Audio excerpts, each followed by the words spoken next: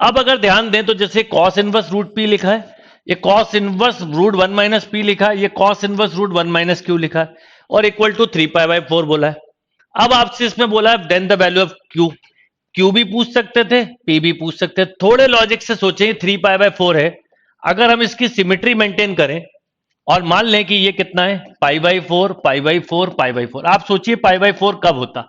अगर p के place पे मैं 1/2 रख दूं तो कॉस इनवर्स 1/√2 π/4, 1 माइनस 1/2 भी π/4 और 1 माइनस 1/2 भी π/4, बैलेंस हो रहा है। यानी अगर आप p या q की वैल्यू पूछी होती और 1/2 लगा देते तो आपका बहुत जल्दी हो जाता। अब इसी क्वेश्चन को मेथड से करना चाहे तो आप cos inverse x plus cos inverse y plus cos inverse z का फॉर्मूला यूज करेंगे, या एक टर्म को ले जाके फिर cos inverse x cos inverse, ये देखिए क्या है, ये tan इनवर्स 1/रूट cos alpha beta minus tan inverse, आप इसको ऐसा लिख लो, root cos alpha, this equal to x। यहां से tan x की वैल्यू निकाल लोगे। अब tan inverse x minus tan inverse y लगाइए, ये tan इनवर्स वहां चला गया तो tan x इक्वल टू आप यही लिखते, root cos alpha minus root cos alpha upon 1 plus क्या होता है formula, tan inverse x minus y upon 1 plus x y, ये दोनों कैंसिल तो 1 + 1 मिल जाता है। यानी आपको एक तरह से मिलता 1 minus cos alpha upon 2 times of root cos alpha. Yes और नो, ये मिला है tan x। अब हमको sin x पूछा है। सिंपल, अगर sin x पूछा है तो sin x है क्या, 1 माइनस कॉस अल्फा, यानी ये हो गया 1 minus cos alpha and this is root 2 cos alpha. इससे आप हाइपोटेन्यूज निकालिए, जल्दी आपका आंसर आ जाएगा।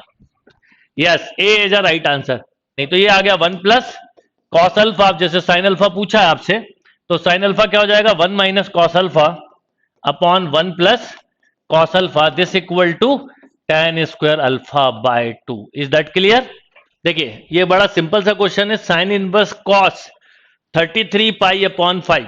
पहले तो आप चाहें तो इसे ऐसा लिख सकते हैं, 5 से डिवाइड करिए तो 6 टाइम, तो आप ऐसा लिख सकते हो कॉस 6π प्लस 3π/5। यस और नो, लिख सकते हो।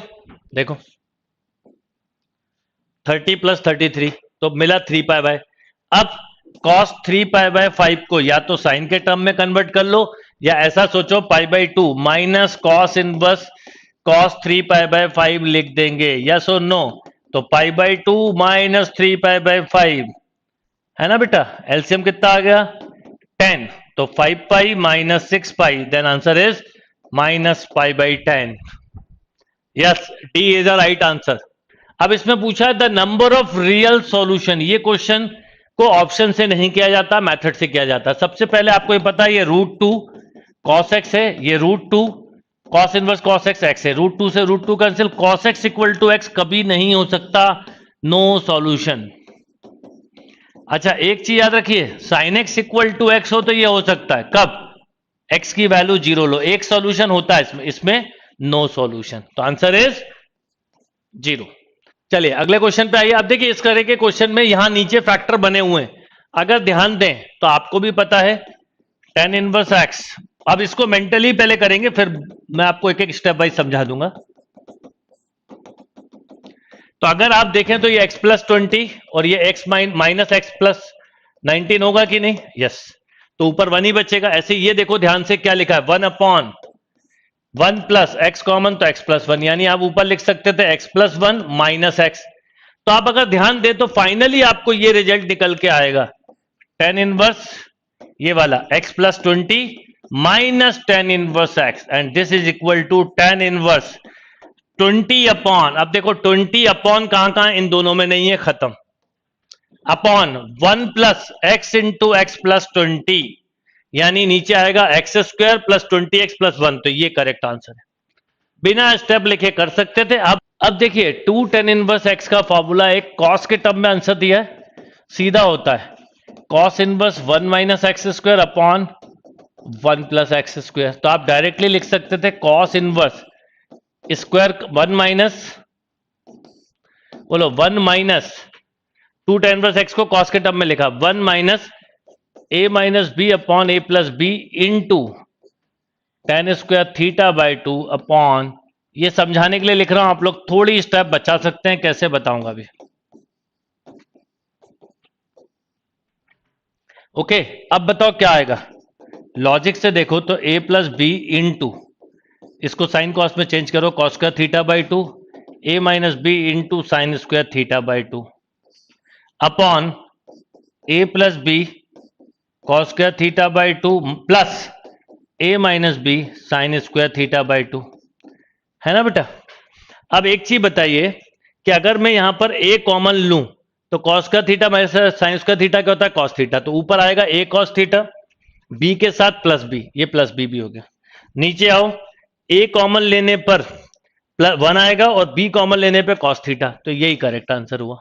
अब देखिए इस क्वेश्चन में सबसे पहले ये साइन इनवर्स है, ये टेन इनवर्स है, दोनों को एक ही टर्म में लिख लो। मतलब आपको पता है 2 टेन इनवर्स x होता है sine inverse 2x upon 1 plus x square, तो आप डायरेक्टली लिख सकते थे ना साइन इनवर्स। अब देखो स्टेप बचाना है, ये दोनों कैंसिल, मतलब एक तरह से x इक्वल टू।